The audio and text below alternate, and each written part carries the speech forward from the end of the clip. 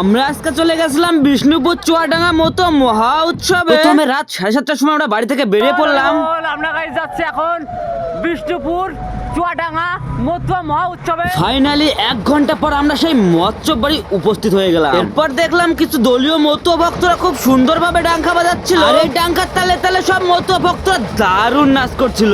এত সুন্দর ডাঙ্কা বাজাচ্ছে, ডাঙ্কার বাজনা কানে গেলে মাতাম হবে না তাই কখনো হয়। বেশি দেরি না করে আমি চলে গেছিলাম মাতাম দেখতে। ডাঙ্কার তালে তালে মতুয়া ভক্তরা এত সুন্দরভাবে মাতাম দিচ্ছে ভাই, এক কথায় অসাধারণ। মাতাম দেখার পর ভাই আমার চোখে পড়লে ইয়া বড় একটা কুমড়ো। এই কুমড়োটা দেখে আমি একটা দাদুকে বললাম, দাদু ওই কুমড়োটা একটু তুলে দেখা। দাদুর যেহেতু অনেক বয়স হয়ে গেছিল সেই কারণবশত দাদু তুলতে পারেনি। তারপরেও দাদু অনেকটা চেষ্টা করে যাচ্ছিল। যাই হোক, দাদুর তো বয়স হয়ে গেছে সেই কারণবশত হয়তো দাদু তুলতে পারেনি, কিন্তু আমরা তো ইয়ং ছেলে, আমরা কি তুলতে পারবো এই কুমড়োটাকে? ভাই প্রথমে ভেবেছিলাম কুমড়োটা অনেক হালকা হবে, তুলতে অনেকটা সহজ হবে, কিন্তু না, শত চেষ্টা করার পরেও আমি কুমড়োটাকে তুলতে পারছিলাম না। একবার জয়হরি বলে নাম করে দেখি কি হয়। আরে ভাই জয়হরি বলে নাম করলাম আর ইজিভাবে আমি কুমড়োটাকে তুলে ফেলতে পারলাম। এবার তাহলে বলো তোমরা যারা আমার ভিডিওটা দেখছো একবার হলেও তো জয়হরি বল বলে যাবে। সকালে ঘুম থেকে উঠে ফ্রেশ হয়ে হাতে নিয়ে নিলাম 1 কাপ চা। দেখতে পেলাম আমার সামনে দুটো টমি রয়েছে আর আমার হাতে ছিল একটুখানি বিস্কুট। বিস্কুট দুভাগ করলাম আর দুভাগ করে ওই দুজনকে দিলাম আর ওরা খেয়ে অনেকটা খুশি হলো। ঘুম থেকে উঠতে না উঠতে সকালে পেয়ে গেলাম টিফিন। চানাচুর মাখা মুড়ি খাওয়ার পরে এখন আমি চলে যাবো আমাদের ডাঙ্কাগুলো রোদে দিতে। আমাদের যেহেতু সব ডাঙ্কাগুলো চামড়ার ডাঙ্কা ছিল তাই রোদে না দিলে হয়তো নরম পড়ে যেতে পারে। যাই হোক, আমি এখন একটু প্রসাদ গ্রহণ করে নিই। তোমাদের এই ভিডিওর বড় ভিডিও দেখানোর জন্য তাড়াতাড়ি চেষ্টা করবো। সবাই ভালো থাকবেন, সুস্থ থাকবেন আর আমাদের মতুয়া ধর্মের ভিডিও দেখতে থাকবেন।